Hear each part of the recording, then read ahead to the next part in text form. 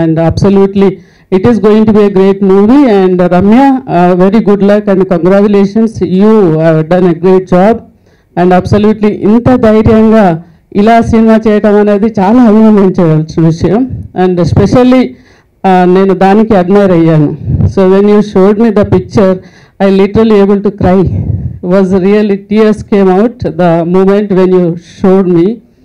And wonderful trying కదా, కొత్త బాటలో ప్రయాణిస్తే చాలా ఇష్టం, ఎందుకంటే నేను అలానే చేశాను కాబట్టి. Absolutely your hard was pace back. Okay, ఈ పిక్చర్లో నువ్వు సక్సెస్ అవ్వాలని మరీ కోరుకుంటూ నేను అభినందిస్తూ and good luck to you. Ramyasri garu పేరుకు తగ్గట్లే రమ్యంగా ఉంటారు, అందంగా, ఆకర్షణీయంగా. అటువంటి ఒక స్త్రీమూర్తి తనలోని స్త్రీమూర్తిని ఆవిష్కరించుకునేటువంటి ఒక ప్రయత్నం చేసి సౌమ్యశ్రీగా ఈ చిత్రాన్ని నిర్మించారు, అందులో నటించారు, దర్శకత్వం వహించారు. ఎన్నుకున్నటువంటి అంశం కూడా చాలా సున్నితమైనటువంటి అంశం. అరకు లోయలో ప్రకృతి ఒడిని తన బడిగా, నారు మడిని తన గుడిగా భావించే అమాయకపు ఆడపిల్ల ఎలా విధి చేత వంచనకు గురైంది. మరి అటువంటి సందర్భంలో వెన్నండి కాపాడవలసినటువంటి భర్త ఎలా ఒక గుదిబండగా మారి తన జీవితాన్ని మరి బలి పశువుగా మార్చి బలిపీఠం మీద ఆ అమ్మాయి భవిష్యత్తుని నెట్టివేశాడు అన్నటువంటి అంశాన్ని తీసుకుని చాలా చక్కగా, అతి సహజంగా ఈ చిత్రాన్ని వారు నిర్మించారు. ఈ చిత్రంలో మరి సహజ సిద్ధమైనటువంటి వాతావరణం కోసం అరకులో వెళ్ళి అక్కడ జలపాతాలలో చిత్రీకరణ చేశారు. అలాగే మరి మగువకు ప్రాణం తన జుట్టు. అటువంటి జుట్టును పట్టుకొని లాగితేనే భీముడు కౌరవులు 100 మందిని చంపివేశాడు. అటువంటి ప్రాణప్రదమైనటువంటి ఆ కేశాలను కూడా త్యాగం చేసి కథానుగుణంగా తను ఎంతో సహజంగా ఈ చిత్రాన్ని నిర్మించారు. ఈ సినిమాలో నేను 2 పాటలు చేశాను. ఒకటి చిత్ర గారు పాడారు, జేస్దాస్ గారు పాడారు. వారికి నేను చాలా ధన్యవాదాలు తెలుపుతున్నాను. Thank you very much. ముఖ్యంగా చాలామంది డబ్బు కోసం సినిమాలు తీస్తారు, కొంతమంది పేరు కోసమే సినిమాలు తీస్తారు. ఆ రెండవ కారణంలో చెందిందే ఈ సినిమా ఓ మల్లి. ఈ సినిమాని నేను చూశాను, చాలా ఎక్స్ట్రాడినరీగా ఉంది. ఎందుకంటే జనం అందరూ ఏమనుకుంటారంటే రమ్యశ్రీ గారు గ్లామర్ పాత్రలు నటిస్తారు, గ్లామర్గా ఉంటుంది సినిమా అనుకుంటారు. కానీ ఈ సినిమాలో చాలా ఉదాత్తమైనటువంటి పాత్ర పోషించారు ఆవిడ. ఏ ఆర్టిస్టు కూడా రిస్క్ చేసి అలాంటి పాత్రలను నటించరు, ఎందుకంటే అది డీ గ్లామర్ రోల్. అయినా సరే తన టాలెంట్ని చూపించుకుంటూ కోసం ఆవిడ చాలా కష్టపడి, మనం ట్రైలర్లో చూసాం ఆ హెయిర్ కటింగ్ చేయడం అన్నీ కూడా, ఒక అద్భుతమైన క్యారెక్టర్ని జీవితంలో ఆవిడకి మిగిలిపోవాలనే ఉద్దేశంతో ఆ క్యారెక్టర్ చేశారు, చాలా బాగా చేశారు. కానీ ఒక ప్రొడ్యూసర్ సినిమాలు తీయాలి, ఒక ఆర్టిస్టు నటించాలి, ఒక డైరెక్టర్ డైరెక్షన్ చేయాలి. కానీ ఒకరి పని ఒకరు చేస్తే చాలా కష్టాలు, ఇబ్బందులు ఉంటాయి. ఆ కష్టాలు, ఇబ్బందులను కూడా రమ్యశ్రీ గారు పాపం పడ్డారు. ఎందుకంటే ఆ బడ్జెట్ చాలా ఎక్కువైంది ఆ సినిమాకి. దాంట్లో కూడా అందరూ సీనియర్ ఆర్టిస్ట్ని పెట్టారు. ఎల్బి శ్రీరామ్ గారు, అలాగే రఘుబాబు గారు, ఇలాంటి చాలామంది సీనియర్ ఆర్టిస్టులు ఉన్నారు సినిమాలో. సినిమా మొత్తం నేను చూశాను. అది పూర్తిగా అరకులోయలో అవుట్డోర్లో 45 రోజులు 50 రోజులు సినిమా షూటింగ్ చేశారు. అలాగే పాటలు కూడా జేస్దాస్ గారు పాడారంటే చాలా కాస్ట్లీయెస్ట్ ఎఫైర్ అది. అలాగా ఎక్కడా కాంప్రమైజ్ అవ్వకుండా ఆవిడ సినిమాని చాలా బాగా తీశారు. నాకు మా ఫ్యామిలీకి బాగా దగ్గర రమ్యశ్రీ మేడం గారు. సో మేము కలిసినప్పుడల్లా she use to share our experience. బాగా చెప్తుండేది అనమాట ఏ మూవీస్లో ఎట్లా అని. ఎక్కడైనా షూటింగ్ స్పాట్స్కి వెళ్ళినప్పుడు కూడా అక్కడ గ్రామాల్లో ఉన్నటువంటి పరిస్థితులపైన తను బాగా స్టడీ చేసేదని, పేదవారికి ఈ రకంగా హెల్ప్ చేయాలని. మొన్న ఈ మధ్య కూడా చాలా అనాథాలకి బాగా సర్వీస్ అందించిన తను. ఇట్లా చాలా డిఫరెంట్గా సర్వీస్ ఓరియంటెడ్గా ఉండే ఆలోచనలు ఉన్నటువంటి వ్యక్తి తను. ఏదైనా మంచి మెసేజ్ అందించాలి నవీన్, ట్రైబల్ పీపుల్కి సంబంధించి ఒక మంచి మూవీ తీయాలని నాకు ఒక 3-4 ఇయర్స్ ముందు నుండి తన ఆలోచన ఉండేది. ఎంతమంది ఆలోచిస్తున్నా సరే దాన్ని ఇంప్లిమెంట్ చేయడంలో ఎన్నో కష్టాలు ఎదుర్కొంటారు. అలా ఎన్ని కష్టాలు ఎదుర్కొన్నా సరే ఎన్నో త్యాగాలు చేసి తను ఈ యొక్క మూవీకి కష్టపడి సాధించినందుకు ఐ రియలీ అప్రిషియేట్ రమేశ్వరి గారు. అండ్ తప్పకుండా ప్రజలందరూ కూడా తన యొక్క కష్టాన్ని ఆదరించాలని పబ్లిక్ని ప్రేక్షకులందరినీ కూడా నేను కోరుకుంటున్నాను. అండ్ మూవీకి గుండెకాయ లాంటిది మ్యూజిక్, చక్కని మ్యూజిక్ అందించినటువంటి మ్యూజిక్ డైరెక్టర్స్కి, లిరిక్ రైటర్స్, సాంగ్ రైటర్స్ అందరికీ కూడా I really appreciate and I wish all the best for this movie. And మంచి పేరు సంపాదించాలని నేను రమేశ్వరి గారిని భగవంతుని కోరుకుంటూ, సినిమా తీయడానికి కారణం డబ్బు సంపాదించాలని కాదు, కారణం ఒకటేనండి, స్టోరీ. మా డైరెక్టర్ గారు ఈ స్టోరీ నాకు చెప్పినప్పుడు దాంట్లో ఉన్న ఒక్కొక్క అంశం నన్ను ఎంతో ఆకట్టుకుంది.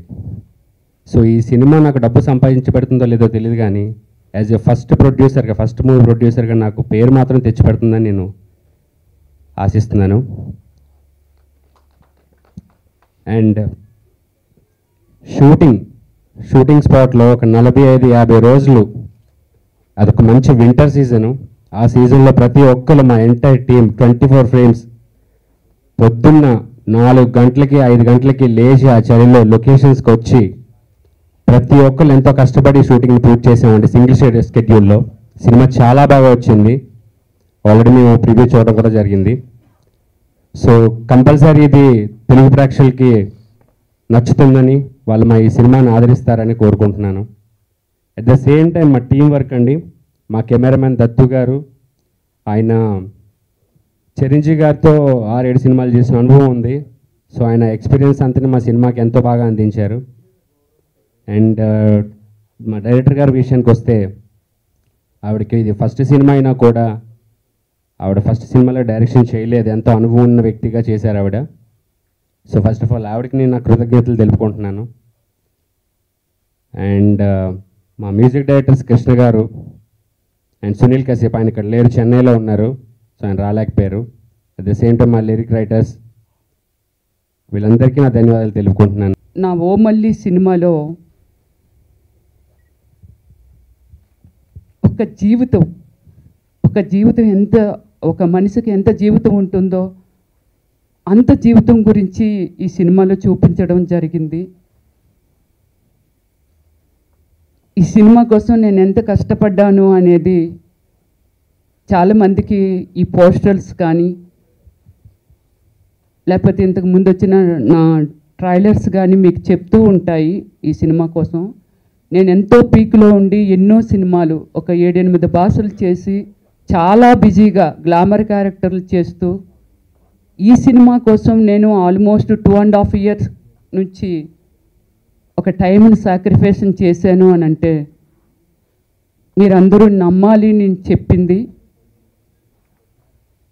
నేను యాక్ట్ చేసుకుంటూ వెళ్ళిపోతే నా డబ్బులు నాకు వచ్చేస్తాయి, కానీ నేను ఈ సినిమాకి డైరెక్షన్ కోసము డైరెక్షన్ నేర్చుకున్నాను.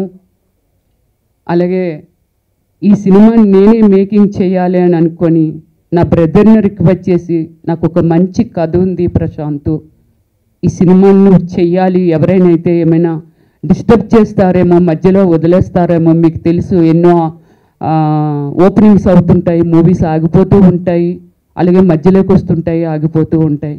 కానీ రియల్లీ వాళ్ళ వెనకాతల చాలా శ్రమ ఉంటుంది, చాలా కారణాలు ఉంటాయి ఎందుకు ఆగిపోతాయి అనేది నాకు తెలీదు. కానీ నా సినిమా అలా కాకూడదని నా బ్రదర్ని నేను రిక్వెస్ట్ చేయడం జరిగింది, కానీ తను యాక్సెప్ట్ చేశాడు.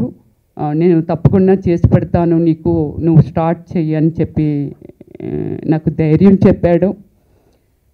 కానీ ఈ సినిమా కోసం నేను ఎంత కష్టపడ్డాను అంటే, అందరూ చెప్తుంటారు రమ్యశ్రీ చాలా సెక్సీగా ఉంటుంది అని, బట్ నా హెయిర్ని కూడా లాస్ అయ్యాను.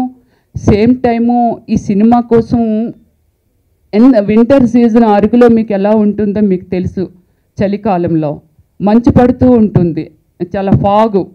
అలాంటి ఫాగులో నాకు బట్టలు ఉండవు ఒంటి మీద, అంటే వితౌట్ బ్లౌజ్ ఉంటుంది. అలాంటి సిచ్యువేషన్లో ఒక డైరెక్టర్గా కథ ప్రిపేర్ చేసుకొని, సేమ్ టైం నా బ్రదర్కి కొత్త కాబట్టి నేను ప్రొడక్షన్ కూడా తీసుకొని, నేను అందరినీ 4 o'clockకి తెలిపి మీరు లొకేషన్కి 6 గంటలకు వచ్చేయాలంటే, మొత్తం స్టాఫ్ అంతా మన దత్తు కెమెరామెన్ గారు కానీ వీళ్ళందరూ ఒకటే చెప్పారు, మళ్ళీ మణిరత్నం గారు కనిపిస్తున్నారు రమ్య నీ షూటింగ్ చూస్తూ ఉంటే. ఒక మణిరత్నం గారే ఇలా చెయ్యగలరు. ఎందుకంటే ఆయన అర్లీ మార్నింగ్ 4 o'clock స్టార్ట్ చేసి 9 o'clock ఫినిష్ చేసి మళ్ళీ 2 o'clock స్టార్ట్ చేసి నైట్ 9 వరకు చేసి క్లోజ్ చేస్తారు ఆయన. సో అలా నిన్ను చూస్తున్నాం మేము. అంటే ఈ వెదరు, ఈ వాతావరణము ఇదంతా నీకు కావాలి అంటే దానికోసమే నువ్వు 3 గంటలు లేచి ఒక హీరోయిన్వి గ్లామర్ కావాలి అని ఆలోచించకుండా నువ్వు ఎన్ని గంటలకు లేచి ప్రొడక్షన్ వాళ్ళని అందరిని మేనేజర్స్ని తెలిపి యాక్టర్స్ని. సో నేను ఇంత కష్టపడ్డాను ఈ సినిమా కోసం. దయచేసి ప్రేక్షకులు కానీ, నా ఫ్యాన్స్ కానీ, నా ఫ్రెండ్స్ కానీ, పెద్దలు కానీ దయచేసి ఈ సినిమాని మాత్రం మిస్ చేయకండి. చూసి నేను చేసింది తప్ప రైటా అనేది మీ జడ్జిమెంట్ మాత్రం తప్పకుండా నాకు కావాలి. రమ్యశ్రీ సినిమా తీసి తప్పు చేసిందా లేకపోతే రైట్ చేసిందా అనేది నాకు తెలిస్తే నేను ఫర్దర్ ఇంత మంచి మూవీస్ ఇవ్వాలా లేకపోతే నేను ఇక్కడితో ఆగిపోవాలా అనేది నేను డిసైడ్ చేసుకుంటాను. అలాగే మీ అందరినీ నేను కోరుకునేది ఏమిటంటే నా కష్టానికి ప్రతిఫలం. ఆ సినిమాలో రఘుబాబు గారు చేశారు, ఆకాష్ చేశాడు, ఎల్బి శ్రీరామ్ గారు, పృథ్వీరాజ్ గారు, జైవాణి గారు వీళ్ళందరూ చేశారు. వీళ్ళందరూ షూటింగ్ పర్పస్ వాళ్ళు ఎక్కడెక్కడో ఉండడం వల్ల నేను రిక్వెస్ట్ చేసిన రమ్యశ్రీ గారు మీరు సడన్గా చెప్పారు, మేము అందుకే రాలేకపోతున్నాము, మా బ్లెస్సింగ్స్ తప్పకుండా ఉంటాయి అని వాళ్ళు చెప్పారు. ఏం చేసినా సరే దాన్ని ప్రేక్షకుల దగ్గరికి తీసుకెళ్ళగలిగే వాళ్ళు ఉండాలి. మాకు ప్రేక్షకులకి మీరు వారి కారణం ఏంటంటే ఆ రోజు హడావిడిగా అంటే ఆడియో వేరే హడావిడి పడతాం సరిగ్గా అందరికీ పేరు థ్యాంక్స్